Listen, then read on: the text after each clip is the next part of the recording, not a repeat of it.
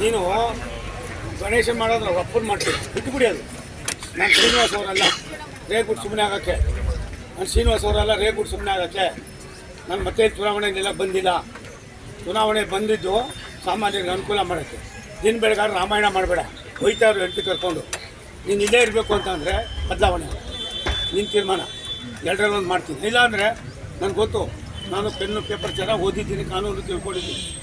ಎಲ್ಲ ಬೇಡ, ಎಲ್ಲರಿಗೂ ಮೀನು ತಿನ್ಸಕ್ಕೆ ಹೋಗ್ತೀಯ, ಮೀನು ಯಾರಿಗೂ ತಿನ್ನೋದಕ್ಕಿಂತ ಹೆಚ್ಚಾಗಿ ಎಲ್ಲವೂ ನೀನೇ ತಿನ್ನಬೇಕು ಅಂತೀಯ. ಅದು ಬಿಟ್ಬಿಡು, ಅದು ಬಿಟ್ಬಿಡಿ ದಯವಿಟ್ಟು.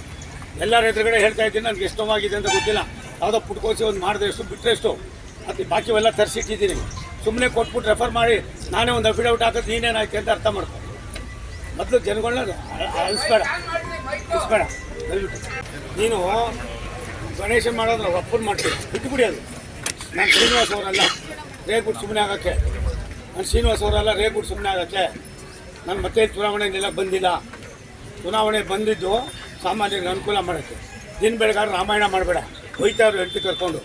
ನೀನು ಇಲ್ಲೇ ಇರಬೇಕು ಅಂತಂದರೆ ಬದಲಾವಣೆ ನಿನ್ನ ತೀರ್ಮಾನ, ಎರಡರಲ್ಲಿ ಒಂದು ಮಾಡ್ತೀನಿ. ಇಲ್ಲಾಂದರೆ ನನಗೆ ಗೊತ್ತು, ನಾನು ಪೆನ್ನು ಪೇಪರ್ ಚೆನ್ನಾಗಿ ಓದಿದ್ದೀನಿ, ಕಾನೂನು ತಿಳ್ಕೊಂಡಿದ್ದೀನಿ. ಎಲ್ಲ ಬೇಡ, ಎಲ್ಲರಿಗೂ ಮೀನು ತಿನ್ಸಕ್ಕೆ ಹೋಗ್ತೀಯ, ಮೀನು ಯಾರಿಗೂ ತಿನ್ನೋದಕ್ಕಿಂತ ಹೆಚ್ಚಾಗಿ ಎಲ್ಲವೂ ನೀನೇ ತಿನ್ನಬೇಕು ಅಂತೀಯ. ಅದು ಬಿಟ್ಬಿಡು, ಅದು ಬಿಟ್ಬಿಡಿ ದಯವಿಟ್ಟು. ಎಲ್ಲರ ಎದುರುಗಡೆ ಹೇಳ್ತಾ ಇದ್ದೀನಿ, ನನಗೆ ಎಷ್ಟು ನೋವಾಗಿದೆ ಅಂತ ಗೊತ್ತಿಲ್ಲ. ಯಾವುದೋ ಪುಟ್ಕೋಸಿ ಒಂದು ಮಾಡಿದ್ರೆ ಎಷ್ಟು ಬಿಟ್ಟರೆ ಎಷ್ಟು, ಅದು ಬಾಕಿವೆಲ್ಲ ತರಿಸಿಟ್ಟಿದ್ದೀನಿ. ಸುಮ್ಮನೆ ಕೊಟ್ಬಿಟ್ಟು ರೆಫರ್ ಮಾಡಿ ನಾನೇ ಒಂದು ಅಫಿಡವಿಟ್ ಹಾಕೋದು ನೀನೇನಾಯ್ತು ಅಂತ ಅರ್ಥ ಮಾಡ್ಕೊ.